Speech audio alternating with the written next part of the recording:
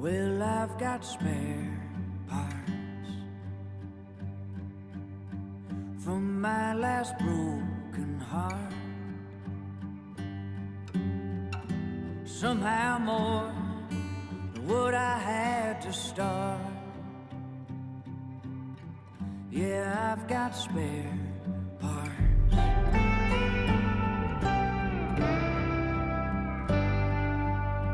I tried to fix it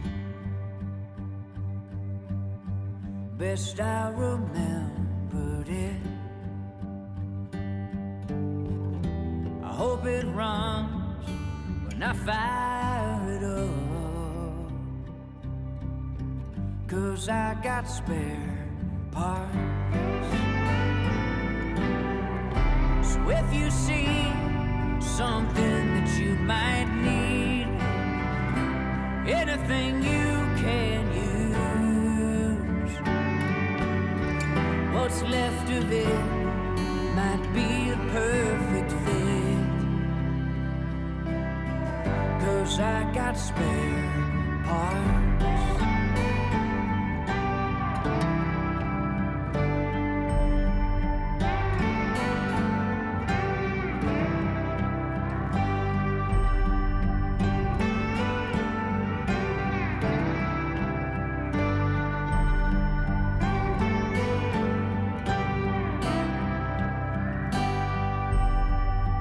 Took a piece of you, like lovers often do. I'll try to make it good as new, 'cause I got spare parts. So if you see something that you might need, anything you can use, what's left of it might be the perfect fit, 'cause I've got spare parts. What's left of it might be the perfect fit, 'cause I've got spare parts.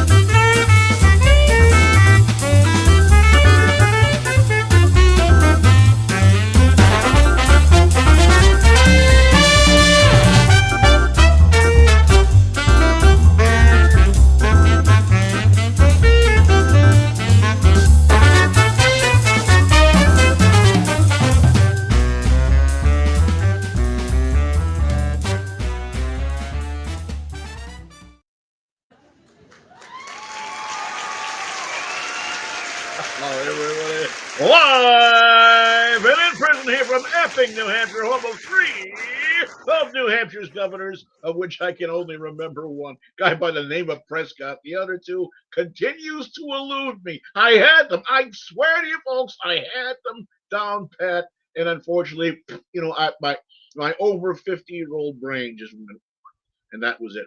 Well, we've got an incredible show going on for you tonight. We've got a couple of wonderful guests that are going to be in here, but we're going to be talking about a few other things. But before we go in and chit and chat and this and that and anything else, one of the most important things that needs to be done, Mr. Blazeman, if you got the colors, run them up the flag, my buddy, because we got a show to get on the road.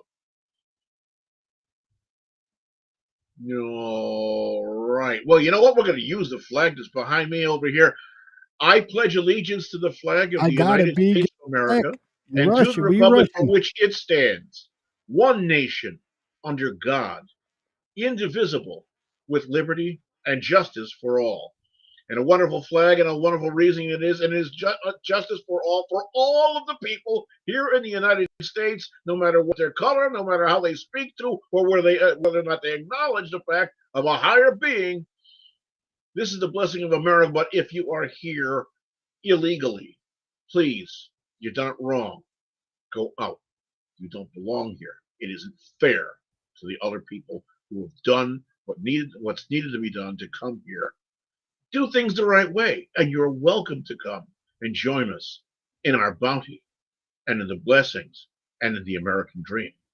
All of that having been said, ladies and gentlemen, I must be talking to a hell of a lot of people because for the last 3.5 years at least, in the Biden administration, and we have Vice President Kamala Harris, who now is walking around, turning around, telling people on day one, I'm going to go and do this, and I'm going to go and do that, and I'm going to take care of the border problem.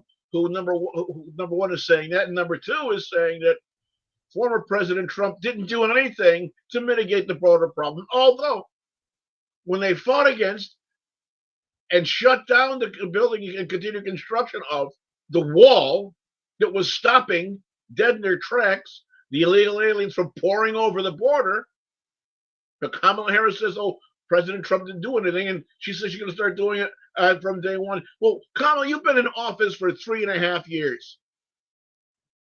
And early on, President Joseph Biden said that he directed you to take care of things and get this problem mitigated, and you did nothing. Why in the hell should we believe you now? I want to leave that to ladies and gentlemen. And now, as to the running mate, well, every time you turn around and every time you open a door, turn a doorknob, some other skeleton comes out of his closet. It's not just stolen valor anymore. There's a whole bunch of other things that are coming up. I'm not even going to get into it all.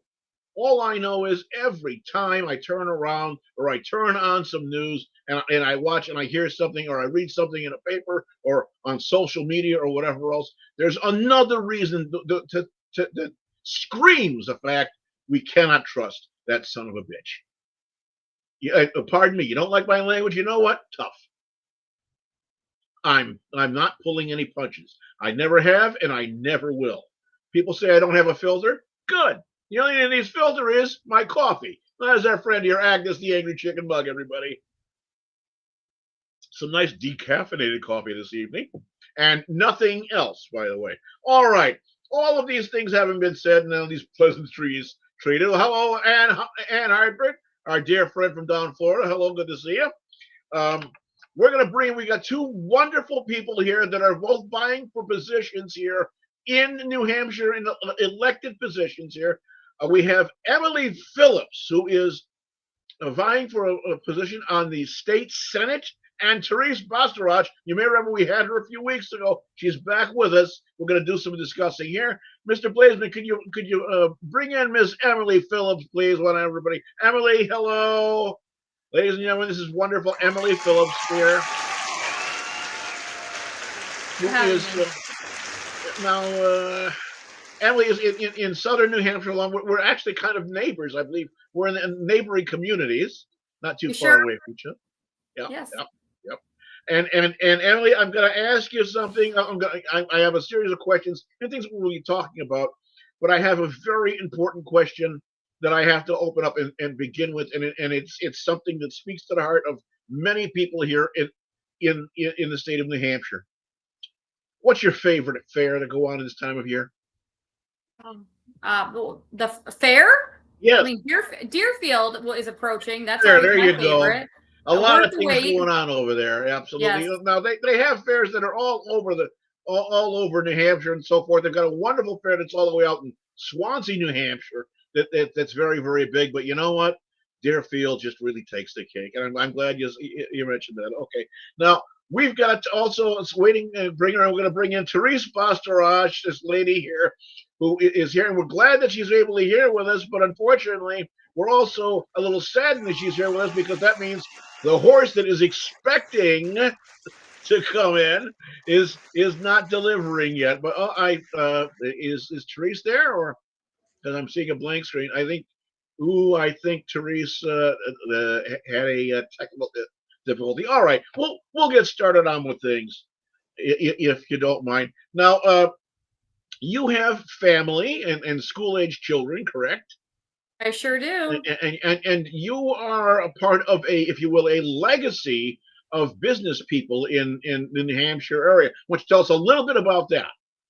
Yeah, I manage a fourth generation packaging business. Legacy is a pretty impressive word, but it's nice that we're still a small business and we're still operated by the same family. My great grandfather started it, so that job gives me great flexibility to be able to serve in other roles. So I was on the school board during COVID, and then I ran for state rep 2 years ago, and now I'm running for state senate. So a family business is a blessing, and I fight hard to protect our small business values in New Hampshire. But it's definitely helping me be able to pivot and take on this new responsibility and run for Senate. Wow, that's excellent. I'm very glad to hear that. And it's always nice to hear that there's a family business that's gone on for so many generations and continues on in good health and prosperity. And here she is, ladies and gentlemen, Therese Basterache.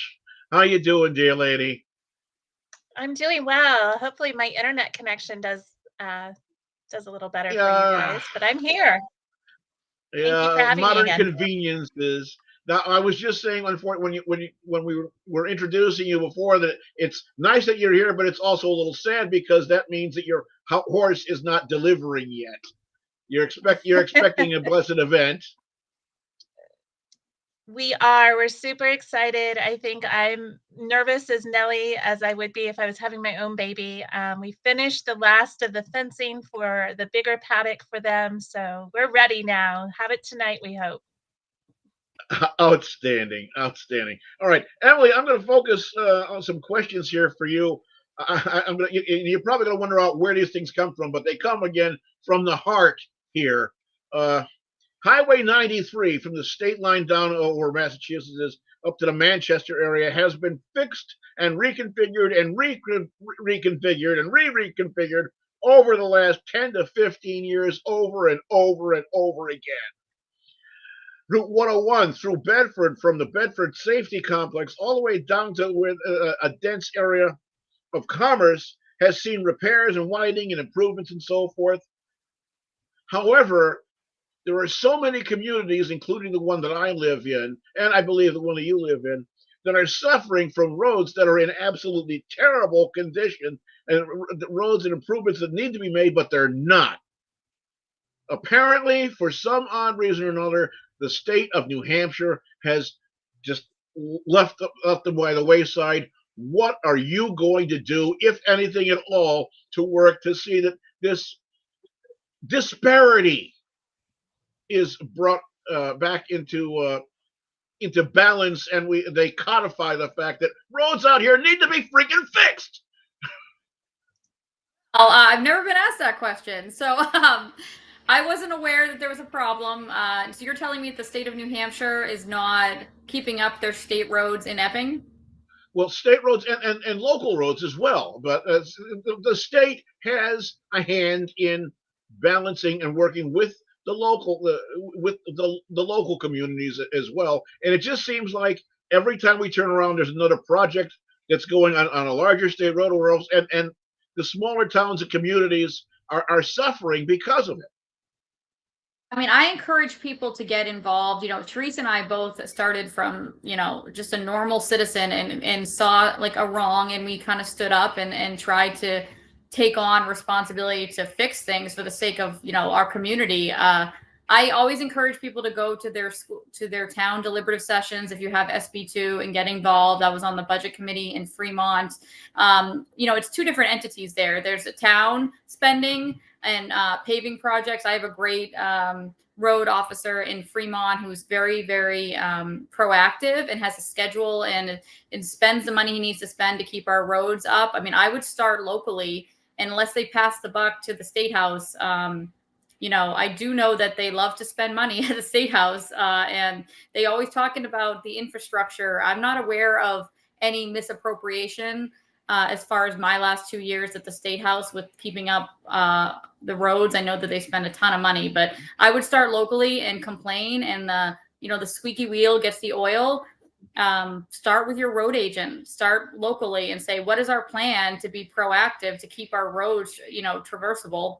And please understand, I am not making any affirmation that there was any misappropriation. It just seems like all the money, the big money, keeps getting spent over on these projects, and the towns are suffering, because they themselves can't afford to fix all of these road problems. They need assistance to work in conjunction with the state, but it just seems like it's just not getting done.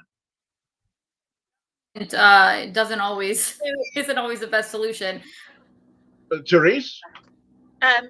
So as executive council, the Department of Transportation Commissioner comes to those meetings every 2 weeks and would propose to the executive council, these are, this is dollars we want to spend and this is what we want to spend it on.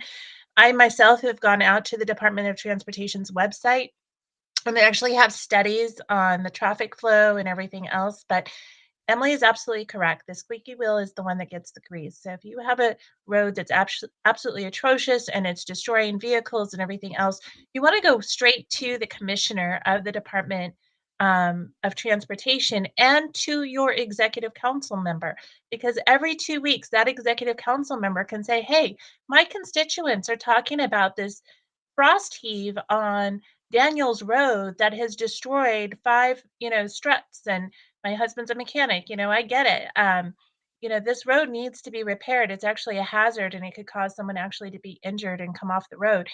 And that executive council member is going to question, or if you have a good executive council member, they should be questioning the commissioner on where is that particular road or that particular situation on the list of priorities. And that is how you get straight to the heart of what's going on. So Emily and our state legislators, they will approve the budget, but it's up to the executive council working with those department heads, those commissioners, to prioritize how that money is actually spent. There you have it, ladies and gentlemen. Answers that apparently just aren't appearing anywhere else. People can complain all they want about how the conditions of roads are, but these are the people that are giving you the answers. Give you a round of applause. I want to thank you very much for that. This is more information than I've heard from anybody in a decade about how and where and which way to turn and whatever else besides, suck it up and suffer. that's pretty much what we hear from other things. All right. This is something that's going to go to the both of you, and we're going to make this just a simple one-word yes or no answer, and there will be a follow-up with either, but this is just a yes or no answer. This is a subject matter that I personally grappled with whether or not we were going to address, but this is something that I think needs to be heard from the people. I'm going to ask the question, should the abortion of a pregnancy be a matter for the state legislators to decide, yes or no? Emily, you Yes. first. Yes. Okay. Therese? Yes. Okay. All right. A follow-up question now. Should New Hampshire enact a death penalty for murders, especially murders, rapes, and the like of kinds of crimes? No.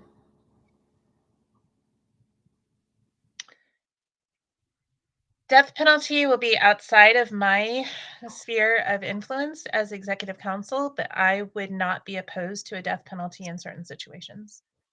Okay. All right. It's something that I know nobody was expecting to answer a question about, but these are things that are on the minds and the backs of the minds of other people. Now, I want to pause for a moment for my questions, and I want to touch base on something else. Currently, the incumbent that you're trying to unseat, Emily, is a fellow by the name of Bill Gannon. And, I've been getting some very colorful mail in flyers or whatever else in the mail, such as things that are like, can you see this, folks? Emily Phillips voted to put the welcome mat for illegal immigrants, and we have a picture of this person with these tattoos and whatever else, and blah, blah, blah, blah, blah. And, save a tree, ladies and gentlemen. I'd like to know, Emily, please, can you elaborate on this? Can you tell us where this is coming from and what it is that they are referring to? Oh, they're referring to several parliamentary procedures in my tenure over the past 2 years, but that one was about sanctuary cities. There was a bill to ban sanctuary cities in New Hampshire. In 2023, it came up. I supported it. We lost it because we were outnumbered by Democrats in the chamber. So in 2024, I was then the assistant majority leader, and I was in charge of counting votes, and there were 11 absences that day. And then we had 5 Republicans stand up when that bill came up, and they left the room. We call that taking a walk. So we were down 16 Republicans, and there was no chance that that bill would pass in that moment.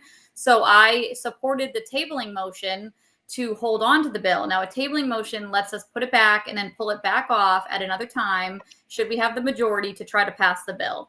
So they are trying to say that I am pro sanctuary city, or that I support sanctuary cities in New Hampshire. It's not true. Along with all the other mailers that the New Hampshire Senate PAC has sent out to smear me, they're all just deceitful lies. I have a perfect score with many, all the conservative organizations. I have an A+ or an A, nearly perfect score with all of them. I won Legislator of the Year 3 weeks ago, meaning I have the best Liberty score out of 424 legislators. My opponent has a C+. So they are just very terrified of me. And I'll tell you the reason. We're kind of jumping ahead here, but I have pledged to roll call their votes. And in the Senate, they don't do recorded votes. They do what's called voice voting. So they say yay or nay, and the bill passes or fails. But you never are able to look up a particular bill and compare one senator to another on who was for or against the position. So that is wrong, because these seats belong to the people, and they have the ability to hold their elected officials accountable if they record their votes. So the reason they are trying to smear me, even though I'm clearly a great conservative, is because they are threatened by breaking up their operation. Because right now they're answering to lobbyists and doing what special interest wants, and they don't want to vote in the light, and so they don't want me to be the second senator to second the roll call votes or call for them. We have one senator trying to roll call things the past 2 years, and no other senator out of 24 will roll call his votes. So nothing gets recorded unless they agree to it. Okay, I'm going to quickly follow up with this one. Now, you originally supported the ban of sanctuary cities. I always have supported it. You still want to ban? You want to see sanctuary cities in New Hampshire? No, I want to ban them. The bill was to ban them, to outlaw them. So we have a very thin majority. We have about, on a good day, we'd have a couple extra Republicans than Democrats. So on that day, we were down 16 Republicans. So it was never going to pass, just like it had failed in 2023. So people table bills for different reasons. But my particular thing was I knew it couldn't pass. So it would have died. It would have died. So we put it onto the table so we could pull it off another day. And I want the people that are out there that are watching to understand the difference between a voice vote and a roll call vote. A roll call vote is when they will sit down and say, Senator blah, yay or nay. Senator Ta, yay or nay. Senator Sa, yay or nay. Correct? Yes, we do it computerized, so we have buttons we push, but it gets tied to our name. It gets recorded in the permanent journal. Right. So it's not just you've got a room with 100 different people, and one say yeah, a whole bunch of say yay, and some say nay, and I think the yays have it. So that's what they do in the Senate right now. The Senate president decides what was vocally louder. And that is akin to someone has an imbalance in their hearing or something like that. They could be passing or failing to pass an awful lot of things. So it seems to me that for the sake of posterity and for the record, it would make more sense to have roll call votes. Of course. If you don't have a backbone to have the courage to vote in the light, then you shouldn't run for office, because you are accountable to the people. That is not your seat. That is the people's seat.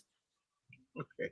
And I've got another little thing here. We've got some people who like to play with photographs and things and say crazy things about, if you can see this, ladies and gentlemen, we got Emily Phillips, threatens whatever, I don't know, that threatens our families and so forth. Something having to do with pills and deadly prescription drugs and addictive drugs and immigrants and so forth. Is there, where are they coming up with this about pills? I don't know anywhere. Have you ever been involved with pharmaceuticals or? No, they're trying to say that I'm trying to legalize drugs. So I voted for a study commission. So a study commission is what it sounds like. It's to study the Controlled Drug Act. Because as we all know, we have been spending a lot of money fighting the war on drugs, and it's all taxpayer money. So it was a study commission to, to study it with state legislators. So, I mean, I'm a mom of 3. I am not pushing crack, fentanyl, PCP, whatever they're mailing about. They're just trying to scare people from supporting me. It's the truth. Like, they're just very threatened by me. So they're looking through. And the reason why they can go through all these bills are because the House of Representatives roll call so many things that they can try to get me on things I supported that all the other organizations that rates bills didn't ding me on that. They didn't say, oh, she's not perfect, a perfect conservative. Because she likes drugs. They didn't get me on that because it's a study commission. So it's all silliness, and everyone's saying it's all fair because it's politics, but I'm a human being. And when I meet voters, they like my message. They like the fact that I'm speaking the truth and that I'm trying to hold our government accountable. They are just so terrified to let someone like me into the Senate and blow up their whole game. Wow. Wow. And Therese, I'm going to ask you, you've really had your ear to the ground about many, many things here in New Hampshire government. Have you noticed all of these things that we're talking about? And do you have anything further to add that would shed some more light on these situations these people are trying to muddy? Yes. So, Emily, first and foremost, I am so proud of her. I am so encouraged by her. I want to tell the audience how Emily and I first met. So, when I first stood up as a nurse to say, "Hey, I can't sit silent while my coworkers are losing their pensions, their livelihood, their health insurance, 28 years at the hospital, unless they put something into their body that's synthetic that they don't feel good about." I decided to go and bravely stand with a poster board outside of Concord Hospital. And I went and did a Facebook Live. And guess who was one of the people that heard my cry of when are we going to stand up and do something? Emily happened to be out on maternity leave at that time. And do you know what she did? She packed up her baby and her baby carrier, and she got in the car and she came down and she stood with me. And, for a new mom, it was so encouraging to me to see another mom say, nope, us mama bears are going to start standing up for what is right and what is true and what is, with integrity and honor to fight for our families and fight for this country. And between the school boards, if you look up Emily and you look up some of her testimony on the House floor, you will quickly discern that she is absolutely 100% for the people, for the Constitution, a true patriot, a true conservative, wanting to bring transparency and accountability to our state house. And if everything I've done in the last 3 years, from being arrested for uttering amen to, pouring my heart, time, and all my resources into the future for my boys and my children, if I ended today and all it was this mom who was on maternity leave, who took the keys, got in the driver's seat, got herself into the state house, spoke truth on the state floor, decided to go on, saw, just like I'm identifying there's an issue with our executive council, Emily identified there's an issue with our Senate, that there is no transparency, there's no accountability in the way that they're voting. And she said, you know what, we need one more person in there, and it would make a huge, huge, huge material difference on what's going on at our state house capitol. One person can make a huge difference. And Emily is doing that. And they are so threatened by us. They are so threatened to have these women come in that are articulate, intelligent, and saying, hey, that right there, that is not okay. That is not what the people want us to do with their tax dollars. And so, Emily, lift her arms up in battle, go, help her with her raffle, cheer her on, shred those, documents. I can hardly believe that our own party would go so far as to where they've gone to throw Emily in a disparaging light. She is a Okay. human. And I'm you going to have might be to out stop there you there. watching. We need to get out and pay a few bills. We'll be back in about 3.5 or 4 minutes. I'm Mr. B. We've got Emily Phillips and Therese Basterache here in New Hampshire. We'll be back. We'll see you soon. Politicking with Mr. B. Stay tuned.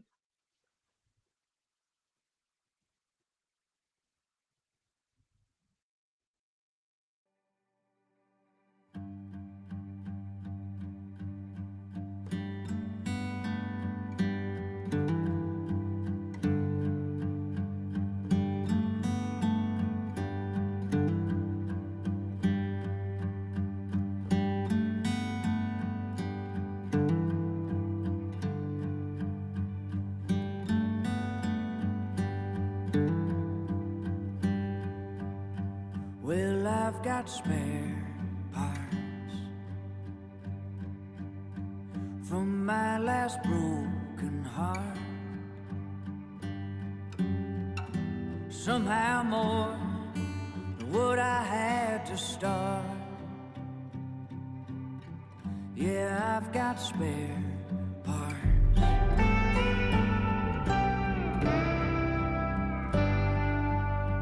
I tried to fix it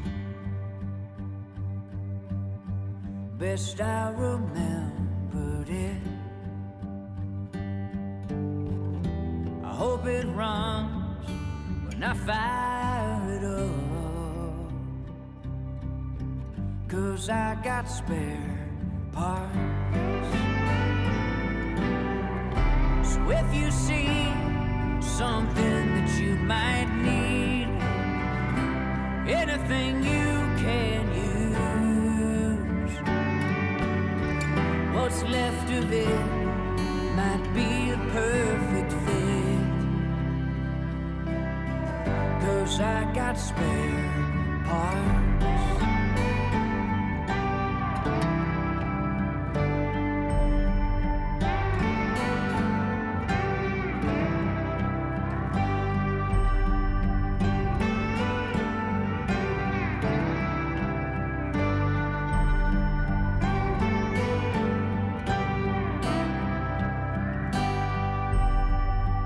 Took a piece of you, like lovers often do. I'll try to make it good as new, 'cause I got spare parts. So if you see something that you might need, anything you can use, what's left of it might be the perfect fit, 'cause I've got spare parts. What's left of it might be the perfect fit, 'cause I've got spare parts.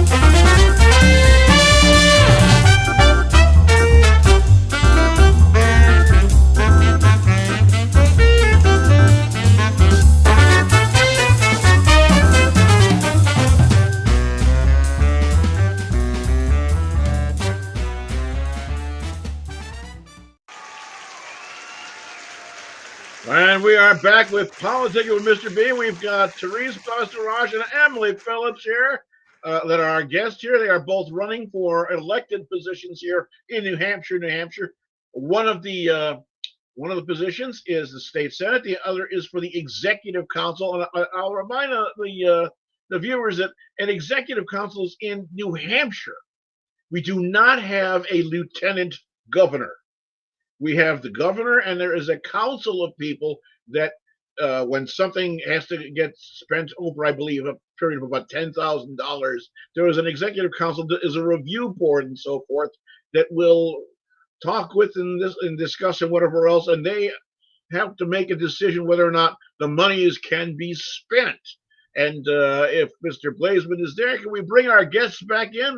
Let's bring back in Emily and Therese. And we've got these wonderful ladies that are here that have. I want to thank you, by the way, very much for your time. And I want to also take some time and acknowledge we've got Winnie Whitney from all the way up in upstate Maine who was watching, as well as Cindy Bennett, who is also involved in politics here, from lives in Raymond, New Hampshire, again, who was another neighbor of mine. And I'm thankful very much for the people tuning in and for all the others that are watching. Pardon me. We've been discussing a number of things, and I'm gonna go out a little bit further out in the left field with a question that I know the answer to already, but the people out there need to hear these things from you ladies. Are there any guns that you do not think law-abiding American citizens should have? I'll start with you, Therese. I think our 2A was meant to protect us from enemies, foreign and domestic. And I don't think a criminal or someone who's out to do something nefarious is going to care about laws. So laws only hurt those law abiding. And that limits our ability to protect ourselves from those who might be mentally ill or a government who has gone tyrannical. So I am, and everyone having the right to bear arms and protect their family, their property. I'm a big 2A girl. We're actually doing a raffle right now on my website for a Smith & Wesson bodyguard with a green dot laser. This is our second gun raffle that has really funded my campaign. So that goes to show just how I feel about the 2A. Fantastic. How about you, Ms. Phillips? The answer is no. I'm No. also doing a raffle for a $2,000 gift card too, so you can go to my website, $25 a chance there. So wow, that's fantastic. Yes. All right, this is going to bring us into the next question, which is important. You are both family type here. You have children. I believe both of you have children that are in the education system, correct? Okay. Yes. All right. Where do you stand on the subject of armed staff in the schools to protect the children? I'll start with you, Emily, please. I love that question. So I was on the school board in a public school, and then we took a year off. We did homeschooling in 2022 when I started as a state rep, and somehow managed all those jobs. And now they're enrolled in a public charter school here in New Hampshire, and we are the only charter school to have a private armed security detail. So we love it. We pay out of pocket. Each family gives $500 a year to fund it. But we have armed security guard at a public school in New Hampshire. We're the only ones. So I fully support it. Excellent. Excellent. I look forward to the day that other places follow suit. Therese, how about yourself? Absolutely all for it. I truly believe the reason we have the uptick in school shootings in the last 20, 30 years is because there is no protection, and we're leaving our children very vulnerable to individuals who are mentally ill to come in and seize the opportunity, knowing that there's no protection that are, and be all for staff being able to bear do so. One of the things that historically, if you look back through so many of the school shooting incidents that have taken place, somewhere along the line, in most cases, that the person who was the perpetrator of the crime went through some form of bullying or torment or something like that at the hands of other students.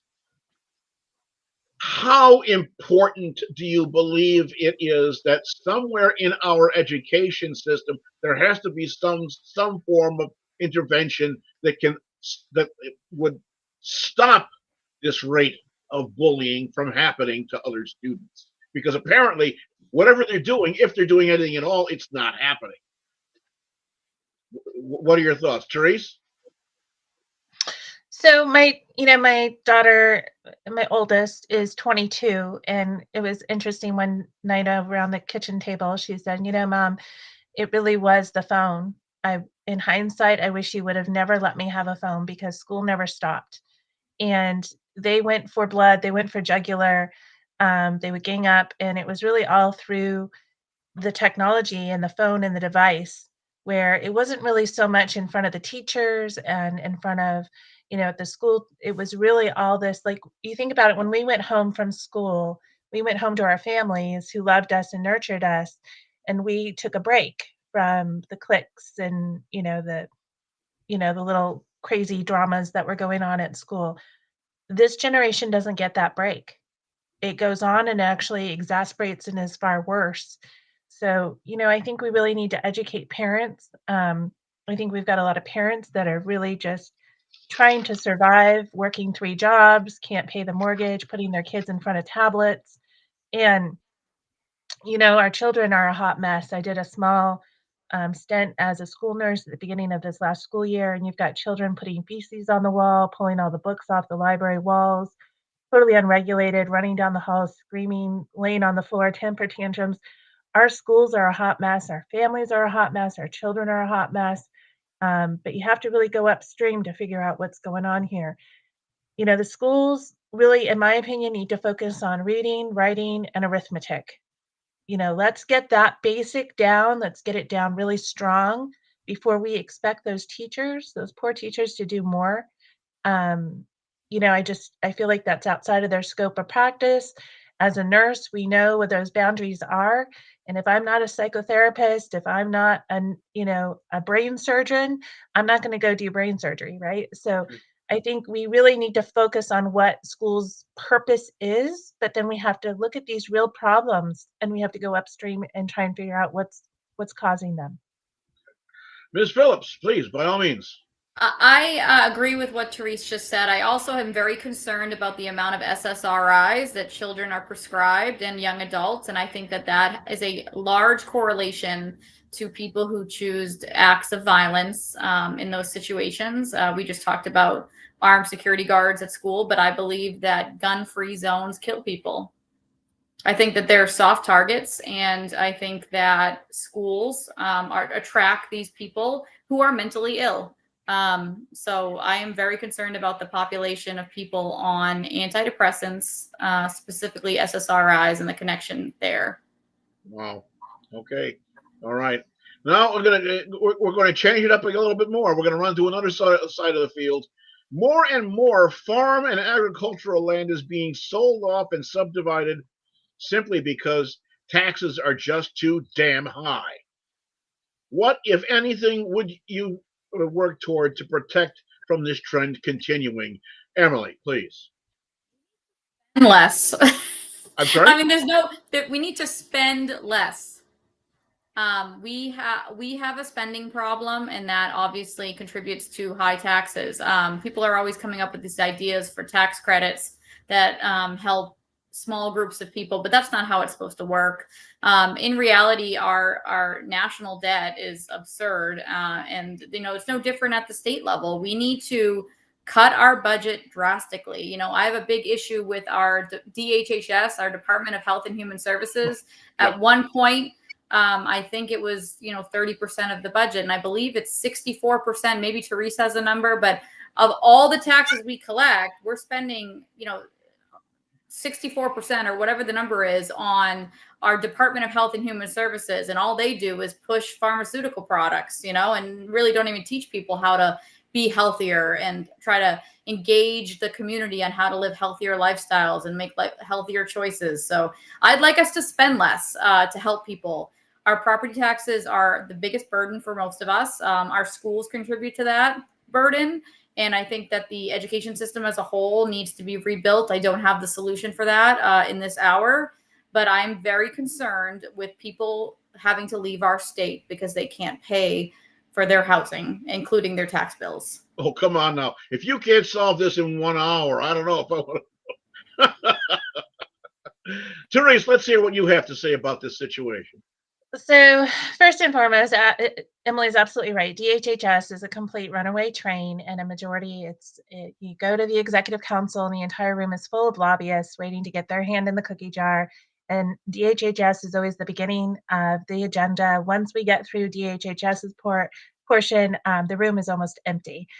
And I have to say, 80% of those contracts are going to third parties. Many are out-of-state companies, and then there's no oversight and there's no accountability. So, there's a lot of backdoor deals going on. That's something we really have to rein in and get our arms around. But there's another thing here that I'm like a dog on a bone with.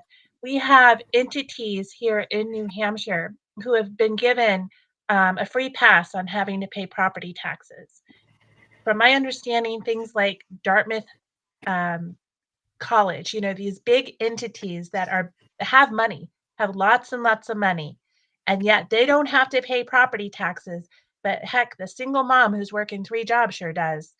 So I want a list of all the entities that we've given those property tax breaks to, and I want to make sure that it makes sense and that we're not just doing some backdoor deals to say, hey, because you're part of Shaheen or because you're part of the university system or you're part of this, uniparty behind the scenes establishment that's really just wants to enslave the people and make us all work to the bone to where we have no quality of life. Let's take a look at what happened there. How did it happen? Who allowed it to happen? And what do we need to do to make that right again? Because there's a lot of that going on that really needs to be brought forth to the people. The people, there's got to be assembly and then awareness and then action. We are not outnumbered, but we are out organized. We need to know what's going on.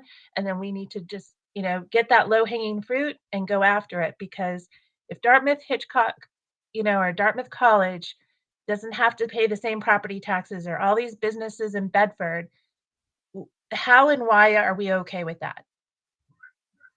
Ladies and gentlemen, I cannot be the only person in America that is interested in things happening here in New Hampshire. 508-974-4231 to talk to either of these people or all three of us. Please pick up the phone and call in, and let's hear what you folks have to say. If you got a question you want to toss out to these people or some feedback, we'd like to hear from you. 508-974-4231. The phones are open now, and I know my engineer back there, Blazeman, is ready to pick that phone up. All right. We're going to continue on with another quick question here. I'm sure we're going to get, excuse me. I'm sure we're going to get to this. It's very quick. I'm going to throw out the question for you. Dreamers, transients, or illegals, what are these people? Therese? Say that again. I'm sorry. Dreamers, transients, or illegals? What's the best thing to refer to these people as? They're illegals. They, there's a process. Do we need to take a look at the process and improve on it? I would think that we do. I've heard stories where it's taken years and years for people to go through it legally, but we can't just have people flooding over our border and think that we're a safe country. Right. So they're illegal. They're doing it illegally, and they're criminals, and they need to be deported. And yep. Emily, let's hear from you. I mean, I concur. Teresa and I agree on, I would say, almost everything. And I'm happy to fight alongside her. That makes things a lot easier. We've got a video that I want to show. It's something that has been played over on the internet, and so that everybody can get an idea of what we're dealing with. Mr. Blazeman, if you got that in the queue, I'd like you to go ahead and launch that so we can get a look at what's going on. Fake conservative Emily Phillips has failed New Hampshire. Fake conservative Emily Phillips voted to kill a ban on sanctuary cities House Democrats joined 8 Republicans yesterday in tabling legislation that would ban towns and cities from implementing so-called sanctuary city policies. Emily Phillips voted to legalize hard drugs like crack cocaine and meth. The ruthlessness of these cartels, combined with the callous greed, is destroying families and communities here in the Granite State and throughout our entire country. She was happy to mask our children and voted to lock down our schools. And she supports Democrats' ranked choice voting scheme. Ranked choice voting is apparently catching on in New Hampshire now. Fake conservative Emily Phillips is pro-illegal immigrant, pro-criminal, pro-mask mandate. New Hampshire must reject fake conservative Emily Phillips on September 10th. And this is something that is being flooded over. I've seen, I don't know how many times come up in my own personal feed over the past few days or whatever else. We've had an almost 1 hour discussion now between yourself and this Basterache and myself that is pretty much creamed over this entire genre of, pardon my language, but bullshit. I cannot understand. It's criminal. It's truly criminal. I mean, I almost feel it's criminal. What they're doing is so deceptive. It is so wrong. And, you know, guys, we are up against tyranny. We are up against a bunch of bootlickers, I'm sorry, that don't want integrity. They don't want transparency, and they will go to no end. We see what they do to Trump. They tried to shoot him. They tried to kill him. 91 indictments, put him in jail. They will go to no extent. This is the same thing on a smaller scale. We have our own conservatives who are out to absolutely obliterate and destroy anyone that's going to come in and fight for the people. And it's absolutely grotesque. Senator Gannon should be absolutely ashamed of himself. And I'll tell you, I'm down there at that Capitol. I'm 6 miles away. And when he has to see me the next time, he's going to understand what he did was not okay, because it's not. It's simply not. And, you know, you can't have good people who put all their time, their energy, their family, everything, their heart, their soul, their finances, their resources to fight for this country like President Trump has. You know what Emily and I said earlier tonight? We said, you know, after 9/10, if we don't win, we're going to have so much time on our hands, we won't know what to do with ourselves. You know, It is a huge sacrifice to say, no, I'm going to stand up and do what's right for this country. And to have our own party spend the amount of money and so blatantly evil is really, boy, guys, it shows you just how sick and twisted things really are. Absolutely. I couldn't agree with you more. And Emily, I have to ask you, you have young ones and so forth, and your husband, going through all of these things must be wearing on your time between balancing it between your husband and your children and so forth, and of course the campaigning. How are they holding up?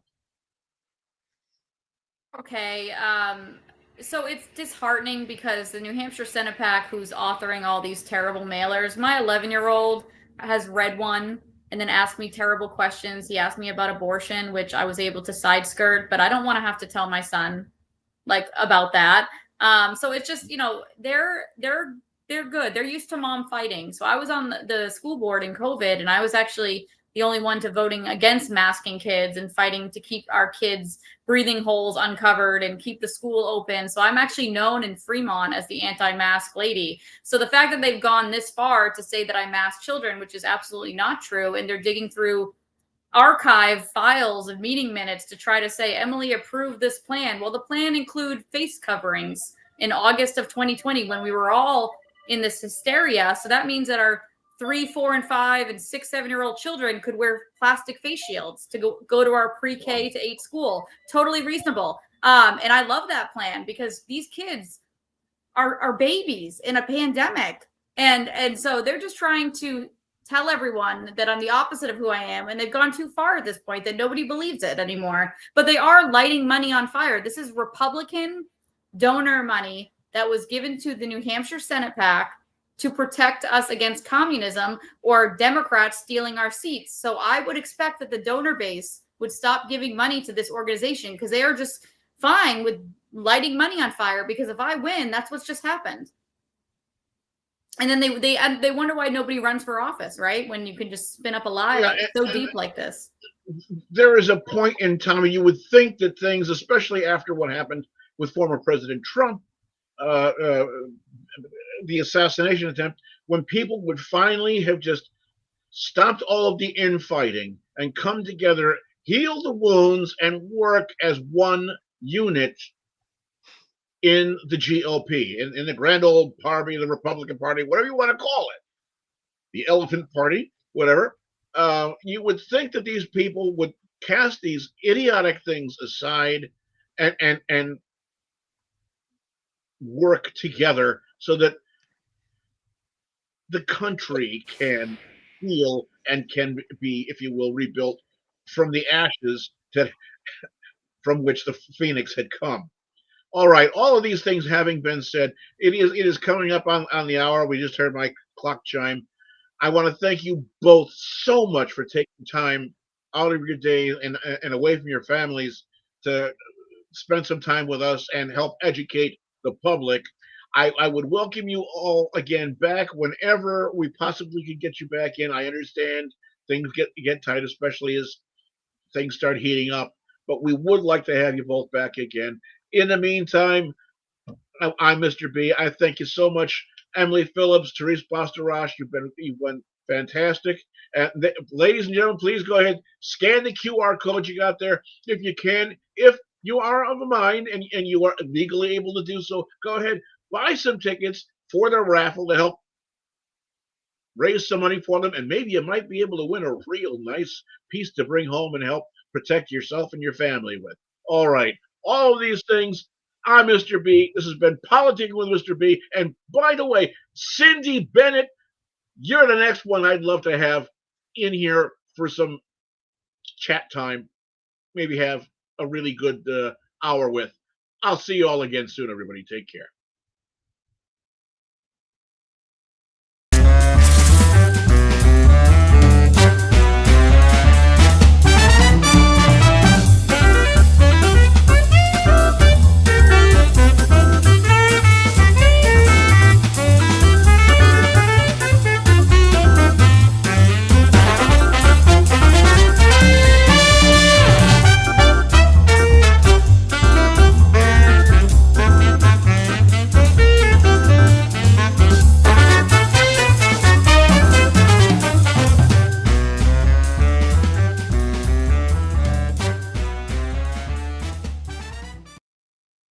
You have just watched an FFN Network production.